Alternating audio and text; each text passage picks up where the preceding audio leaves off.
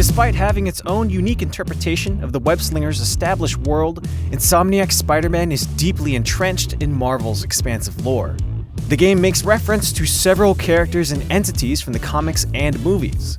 With so many clever details to notice and discover in Spider-Man's bustling world, we've highlighted 7 of the most fascinating Easter eggs and Marvel references so far. Be wary, there are some minor spoilers ahead. There's a ton of landmarks in Insomniac's take of Manhattan. Some are real, like Madison Square Garden and the Empire State Building, but others not so much. After all, this isn't our Manhattan, it's Marvel's version of the famous real-life borough. As one of Marvel's central superhero and supervillain hubs, there are a ton of iconic locations packed in that Marvel fans will recognize. The first major one that folks will notice is likely the Avengers Tower, located in the Upper East Side District. But there's so much more scattered around. You can find the Wakanda Embassy in the Midtown District. Doctor Strange's home, the Sanctum Sanctorum, is located exactly where it should be in Greenwich Village. And there's even some deeper, like the Bar with No Name, which is a hidden speakeasy where supervillains can drink and relax in peace. Spider-Man is littered with Marvel landmarks. We're only scratching the surface here, so we highly encourage you to explore and see the rest for yourself. One of the side missions has you helping out a fella named Philip Chang, an ESU student who wants you to find his missing classmates. He's a resourceful guy, having developed advanced facial recognition technology that allows him to track down people via their social media feeds. Okay, maybe that sounds a bit creepy, but it did help Spidey save the day. Anyway, Philip Chang is a character from the comics. Peter actually attended university with Chang, and they were even lab mates for a time.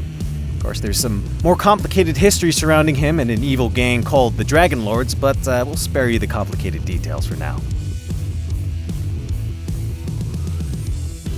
After losing their support from the grant committee and having all their resources revoked from them by Norman Osborn, Otto calls in some favors and takes on a few grants in order to fund his research.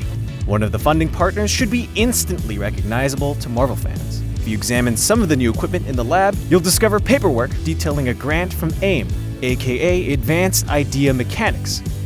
Peter remarks that their reputation is a tad shady, which is a bit of an understatement for talking about the very same organization from the comics. AIM is a privately funded organization of terrorist arms dealers and scientists whose sole mission is to overthrow the governments of the world through the use of technology and scientific advancement. So yeah, pretty shady. About halfway through the game, you'll run into a shadowy figure who challenges you to complete some difficult tasks around the map. This menacing foe is none other than Taskmaster, a supervillain who battles Spider-Man every once in a while in the comics.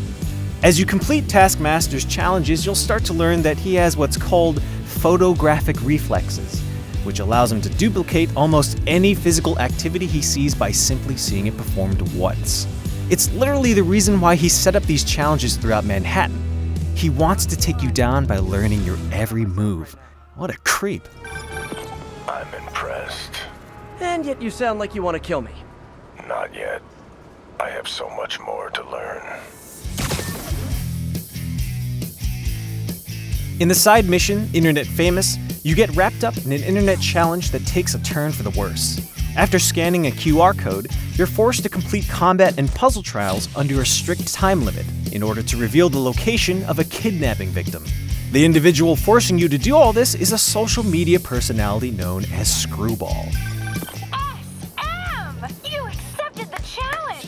Welcome to my stream! Screwball definitely has some screws loose, that's for sure. Her whole shtick is the same in the comics, committing crimes while a camera crew films her and then uploading the footage on YouTube to earn money. It's worth noting that Screwball was first introduced in 2008, right around the early years of YouTube. But her antics are more relevant now than ever before.